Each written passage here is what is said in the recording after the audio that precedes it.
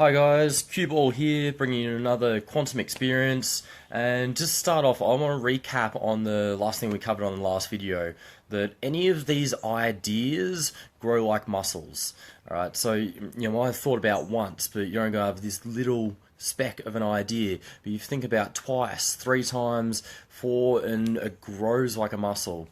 So whether it's an idea, whether it's a discipline, like we talked about concentration, I might be able to concentrate for longer. You got to do it again and again and again. You got to remind yourself again and again and again and again.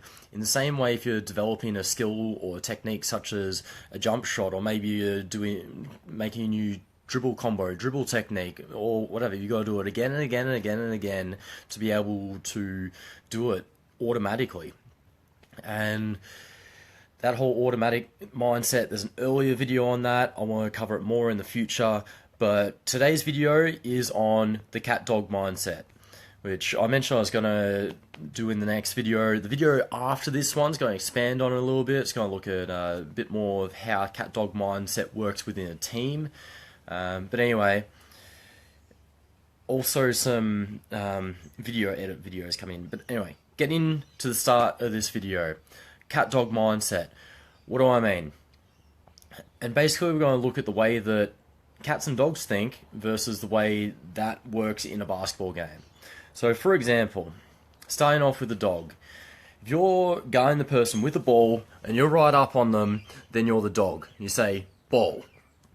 Alright, like a lot of you would have heard this before. The idea is that if you have a ball in front of a dog, you move around and go, here. Dog goes, you go over here, dog goes, wah! Because instantaneously it will follow the ball and chase it no matter what. So, whereas, I mean, if you throw a ball at a cat, and you throw the ball, cat's more likely to go, okay, get me out of here. Where'd the ball go? Okay, the ball's over here. I'm going to place myself over here, and there's a lot more step-by-step strategy mindset to a cat. Like, a cat always lands on its feet. It's always, every single step is important. Whereas you see a dog chasing a ball, it'll jump and it'll like grab the ball, land on its shoulder, do a barrel roll, then it'll come back to the owner. You know what I mean? Whereas I've never seen my cat do that yet.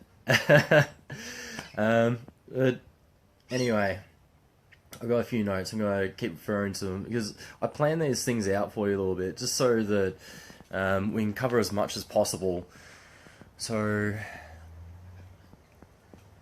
I think that idea of when a cat jumps away from the ball and looks where that is and what it wants, where, as it's doing all that analyzing, is really looking for the path of least resistance, and how it can achieve the best possible outcome for itself, the cat. I mean, that's what a cat does. It's like, I might be in the lounge room with my family. We're watching an episode of something on Netflix or something on TV. And I see my cat come in, and she looks up, she looks there, and she looks at the next person, and the next person, and she's really. You can almost see it ticking over in her mind. Which lap is going to be the most comfortable? How am I going to get the most pats? And I got an itch on my chin. That's the chin one. You can literally see that happening. So how does this work in a game of basketball? To me, the cat is more like the half-court set, or it's more strategic. You see this a lot in, if say cats are more feminine or female, like whatever. Okay, so in girls basketball, you see a lot more. Okay, I'm at the top of the key. I'm gonna pass off to the wing. Then I'm gonna go over here. It's very step-by-step strategic. And this is, I mean, both guys do this as well. I think girls do it more naturally, whereas I think guys are more like the dog sort of thing. And what do I mean by this? What's that?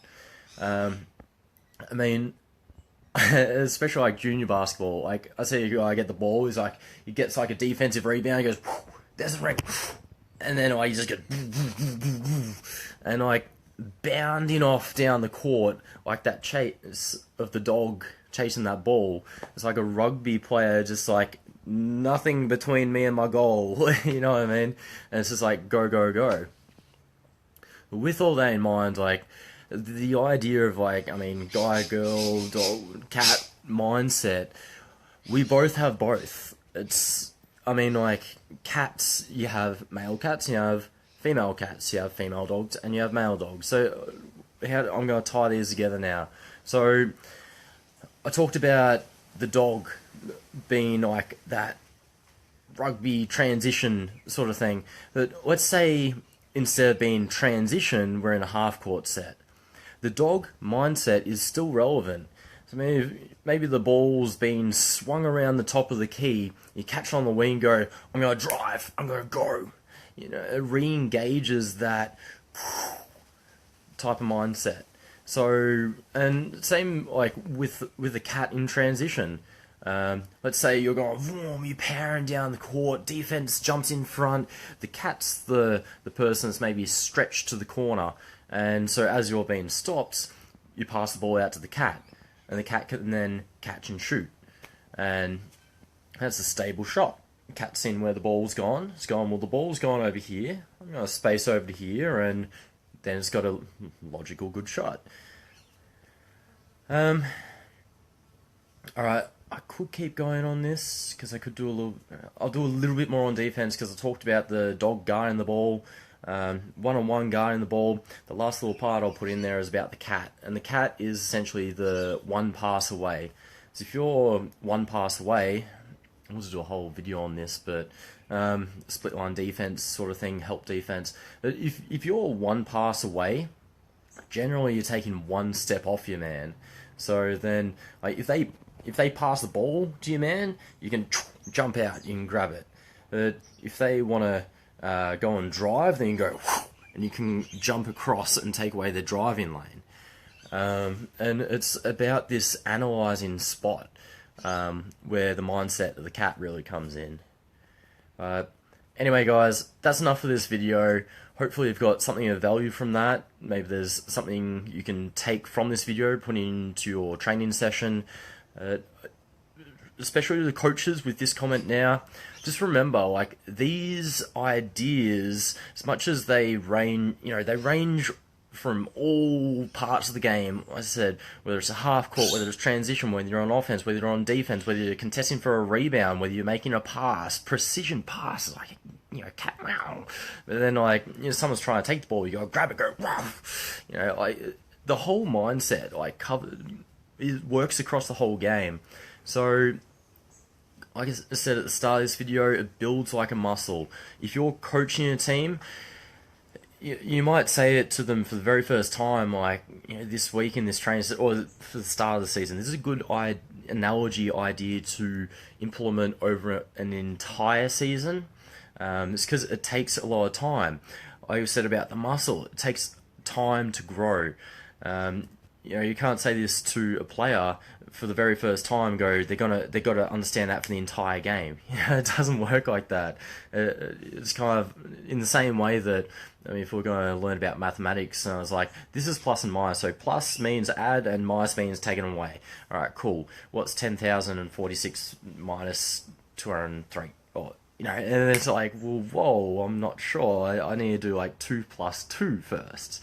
You know, and it's like that muscle, once again.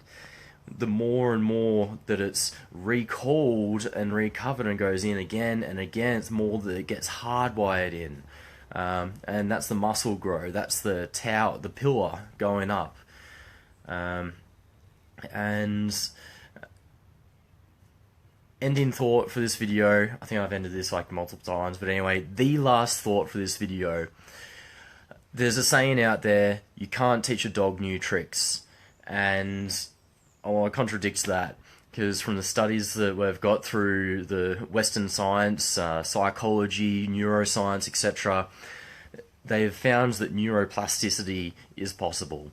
And what's that mean? That basically means that no matter what you've done, how many times you've done it before, if you decide that you want to change it, then you can.